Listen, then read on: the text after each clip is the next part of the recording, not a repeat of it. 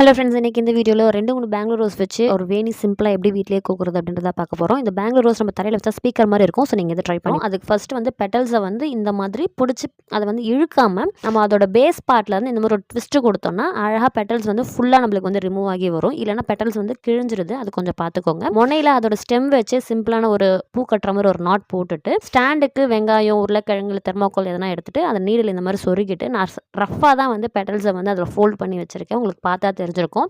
Actually இந்த petal fold பண்ணி அந்த நீடில் கோக்குறது வந்து நிறைய மெத்தட்ஸ் இருக்குது. நான் வந்து ரஃபாக தான் கோத்துருக்கேன். ஒரு பிகினர்ஸ்க்கு இது நிச்சயமாக யூஸ்ஃபுல்லாக இருக்கும். நம்ம பெட்டல்ஸ்லாம் ரஃபாக கோத்துருந்தாலும் அது ஃபினிஷிங் வந்து பார்க்குறதுக்கு லுக் நல்லாவே இருக்கும். அண்ட் அங்கங்கே க்ரீன் கலர் இருந்தால் நல்லா இருக்கும்னு யோசிச்சேன். அதனால் அந்த ரோஸில் இருக்கிற அந்த பச்சை கலர் பார்ட்டியே வந்து நான் இந்த மாதிரி அங்கங்கே ரேண்டமாக கோர்த்துக்க போகிறேன். நீங்கள் கருவேப்பிலை இருந்தால் அது கூட யூஸ் பண்ணலாம். நான் இதில் 2 கலர் ரோஸ் யூஸ் பண்ணியிருக்கேன். நீங்கள் ஒரே கலர் ரோஸ் பெட்டல்ஸ் கூட நீங்கள் யூஸ் பண்ணலாம். முடிச்சுட்டு ஃபுல்லாக கோத்து பார்த்தீங்கன்னா பார்க்கவே ரொம்ப டிஃப்ரெண்ட்டாக இருக்கும், சூப்பராக இருக்கும். இந்த வீடியோ பிடிச்சிருந்தா மறக்காம சேனலுக்கு லைக் பண்ணுங்கள், ஷேர்